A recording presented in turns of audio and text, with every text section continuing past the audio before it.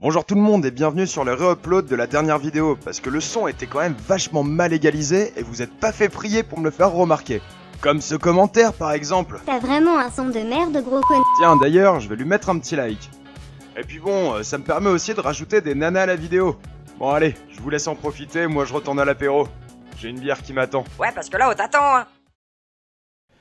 Bonjour et bienvenue sur Rimo Industries. Tiens, te revoilà, je pensais plus jamais te revoir. Oula, c'est bon, c'est depuis la dernière fois, il s'est passé plein de choses. Mais cela veut pas dire qu'on va arrêter nos projets, vous en faites pas. Même, pour me changer l'esprit, je me suis lancé dans la construction d'un avion en 3D. Allez, générique.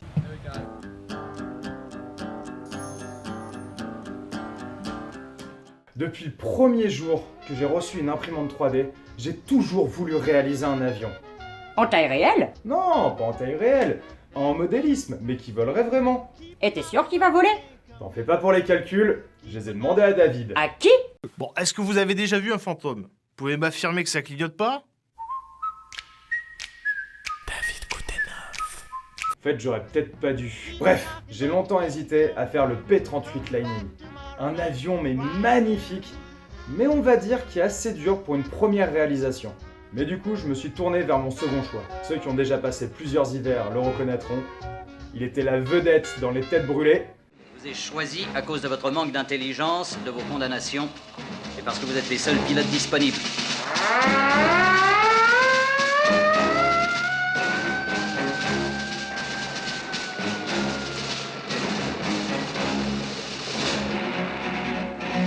Et en avant la fiesta!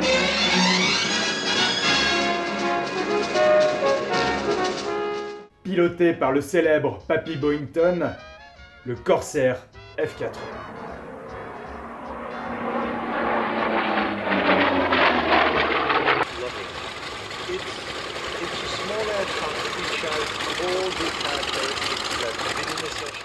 D'ailleurs, je sais pas si vous le savez, mais les Têtes Brûlées étaient une réelle escadrille. Et franchement, ça mériterait un épisode à lui tout seul. Voire 2 ou 3. Mais en gros, sachez qu'à la base, tous les pilotes de cette escadrille étaient en gros recalés. Ils avaient raté leur qualification sur le Corsair F4U, ou alors disons que leur comportement n'allait pas vraiment à leur supérieur, et du coup ils les mettaient à des tâches ingrates. Jusqu'au jour où on demanda à Gregory Boyington une tâche impossible. Former 27 pilotes en moins de 3 mois, ce qui créa l'escadrille WMF 214. Et l'escadrille VMF 214 fut tellement efficace sur le terrain que Papy Boyington resta leur commandant et en plus, il participait aux réunions de l'état-major et imposa ses stratégies militaires. Donc vous l'aurez deviné avec toutes ces images, on parle d'un avion de la Seconde Guerre mondiale américain. Il servit à lutter contre le Japon dans la guerre du Pacifique et contre l'horrible... Stop! Tu vas te faire strike! On ne doit pas parler de lui ici, tu connais les règles de YouTube! Ouais, pas faux, t'as raison. Avion qui servit aux Britanniques à lutter contre l'empire malfaisant du célèbre dont on ne doit pas prononcer le nom. Par contre, ce qui fait vraiment mal au cœur, c'est qu'à la fin des années 70, quasiment tous les avions ont été bazardés à l'eau. Bref, j'ai fait ce choix pour plusieurs raisons. Déjà, il est assez simple dans sa création. Et puis je kiffe son design. Et j'en possède déjà 2. Ouais, mais t'en auras 3 du coup. Ouais mais bon, j'ai déjà de l'expérience sur son fuselage. Et on peut dire que je sais plus ou moins le piloter. D'ailleurs, faut savoir que j'ai appris à piloter sur cet avion. Tout seul. Bon, ok, j'ai peut-être passé pas mal d'heures sur simulateur avant, hein. Mais du coup, on va essayer de copier les dimensions de celui-là. Comme ça, on aura un point de comparaison avec un avion acheté dans le commerce.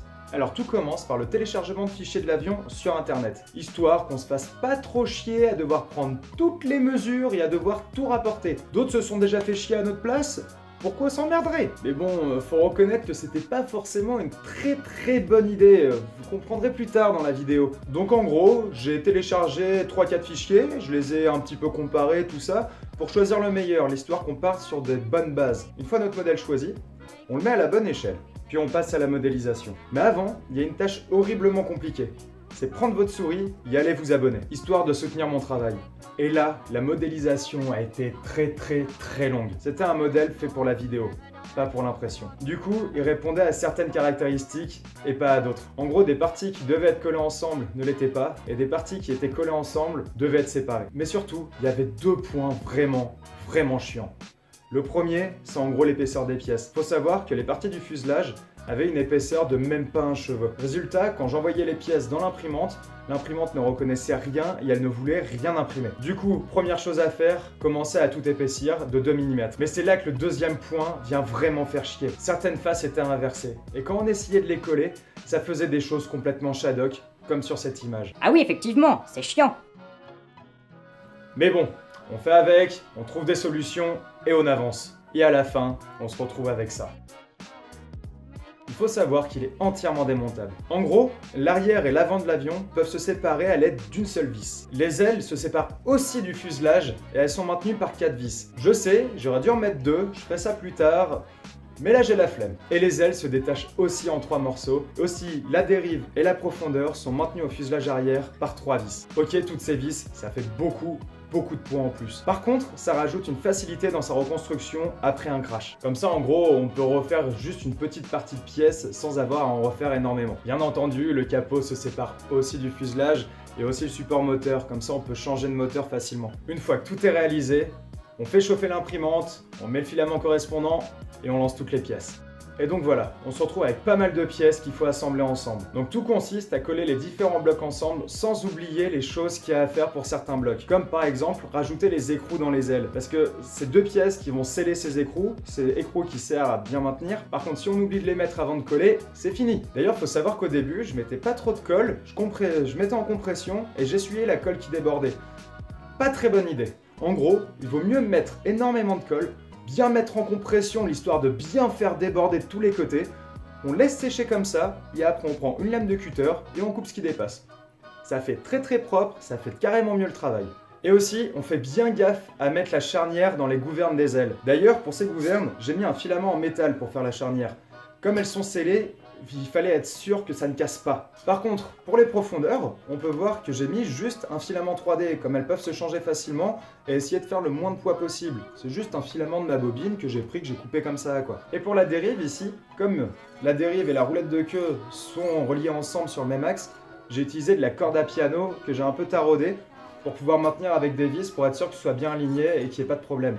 Parce que ça va taper dans la roulette, c'est quand on essaiera de décoller ou d'atterrir. Une fois qu'on a tout collé, on passe à l'étape des cerveaux et la traînerie. On met tout ça en place et faut savoir que ça a été galère pour faire l'arrière. J'ai même pété le fuselage sans faire exprès. Je sais pas si vous arrivez à voir, mais ici on voit qu'il y a une petite fissure.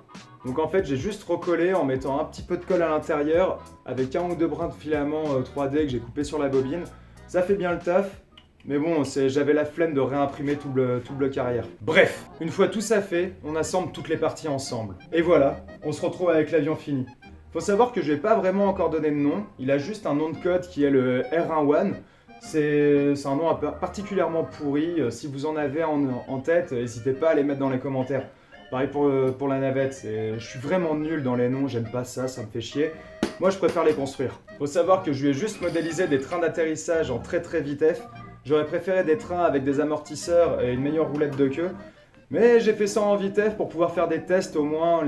J'ai envie de commencer, j'ai envie de voir ce que ça donne, quoi, en attendant de fabriquer le reste. Parce que là, j'ai vraiment la flemme de continuer. Et on se retrouve avec un avion qui pèse 1 kg 700 grammes. Je pensais vraiment pas arriver à un truc aussi lourd. Vous pouvez pas sortir ça comme ça? Bon, c'est pas si mal.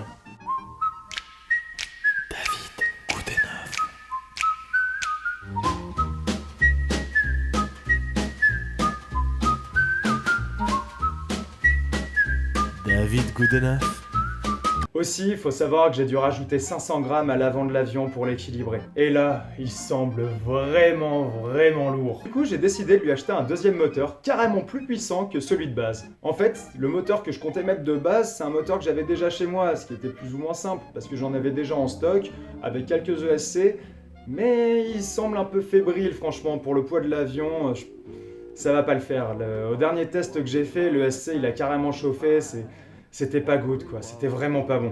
Et je me demande vraiment s'il va pouvoir décoller avec ce moteur. Le temps d'attendre le nouveau moteur qui va mettre du temps à arriver. Mais bon, on verra ça la prochaine fois. Salut YouTube, au revoir.